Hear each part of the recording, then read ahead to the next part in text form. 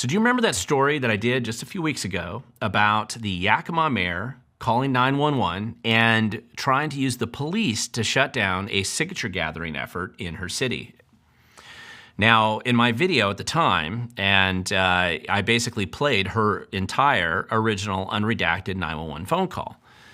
Well, a variety of records requests were filed on her after I published that video because the mayor clearly demonstrated and proved that she was using her personal cell phone to conduct city business. And it turns out there was some interesting information that was exposed in those records requests. Now, first of all, as we already suspected, the Yakima mayor was directed to contact the police and attempt to use police power to stop the signature gathering by her mentor and primary sponsor, Doug White. And I'm going to point out that the mayor originally tried to kind of lie and dance around this, pretend that she was getting calls from constituents, plural, but the truth was actually exposed with her own text messages. Now, here's this actual text message right here to her. Doug White is the recently failed Democrat candidate for Congress in that district, and he currently runs a group called Rural Americans United, which, according to the public disclosure records, they just appear to primarily be raising cash from a gullible public so that he can actually kind of grift consultant fees to pay himself so that he can run for office and apparently lose again in the near future.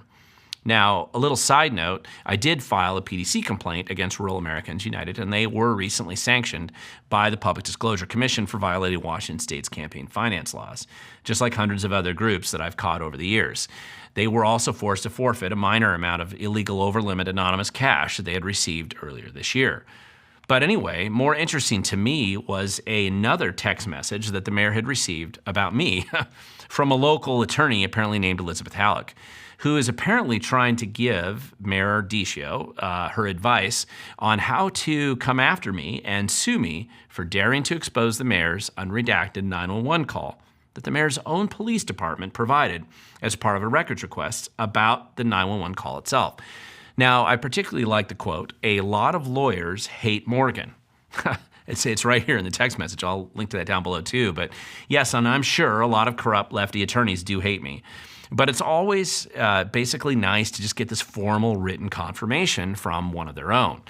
I mean, listen, it's worth noting that in the local elections now, recently held in the city of Yakima just a few weeks ago, the entire slate of candidates that the mayor was supporting were defeated.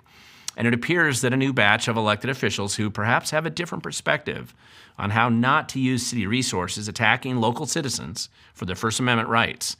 Since the mayoral position in the city is approved by the fellow city council members, it just seems unlikely that this mayor is going to remain mayor for much longer. And regardless, there were some real interesting questions that were raised by the information obtained through records requests on this mayor's personal cell phone. She apparently does appear to be conducting city business using her personal cell phone. And keep in mind, the city provides her a phone, but it's easier to hide information from the Public Records Act if you use a personal device. Also, it was interesting to see that her taking these directions from local Democrat Party Doug White. I mean, this was suspected by many of us, and particularly many people in that area. So it's worthwhile to just have it proven in writing. The hyper-aggressive and kind of excessively partisan manner in which this mayor chose to attack only those gathering signatures for initiatives that she didn't support. I mean, after all, keep in mind, she didn't call the police on signature gatherers at the exact same Walmart last year who were gathering signatures for a leftist-sponsored initiative to legalize all hard drugs. In fact, it's even possible that she and Doug White himself probably signed that one. But we'll never know because it failed to get enough support to even be submitted to the Secretary of State. Regardless, she only wanted to weaponize the police to silence the signature gatherers, and she called them far right-wing, of course. Now listen, when somebody's given just a little bit of political power, you can learn a lot when they're put in a situation and the tyrant inside of them quickly reveals itself. It's scary to have people in any position of public trust who believe they can just silence all dissent and are immediately willing to weaponize the police to silence any of their perceived political enemies. And of course, they certainly can't have people like me out there exposing the truth about their behavior. Hence the repeated efforts to sue me over the years, mainly in an effort to silence me and others like me who dare to expose the truth about our political class and their corruption, the endless corruption. Now listen, I realize this is just a small story about a petty politician who has exposed herself for who she really is. But you have to keep in mind, and I believe most stories like this are missed in most communities. This type of behavior is probably more commonplace than most people realize. And it's important that people start paying attention to who they find holding these public offices and who are in these positions of public power where they live. I mean, this mayor failed in her effort to weaponize the police force to silence local citizens. But I'm afraid that many are often successful more than they should be. This is actually why it's so important to engage, pay attention to your local government, file those records requests, and start paying close attention to the people who occupy these positions. And watch where the money goes and why it goes there. See who really controls these politicians and whether they're actually taking their marching orders from special interests, just like this mayor, or from some other place.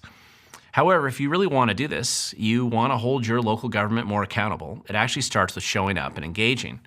And in my opinion, it starts with watching them, filing those records requests, and when it appears they're hiding the truth from you, ultimately it requires you to expose that truth about what you find. Politicians, particularly politicians like this, will not fix themselves. They will always double down, and they're going to try to threaten others who dare to expose them, just like her attorneys are trying to get her to sue me. This is just one way to see who they actually really are. However, it always starts by showing up, because, as I always say, the future belongs to those who show up.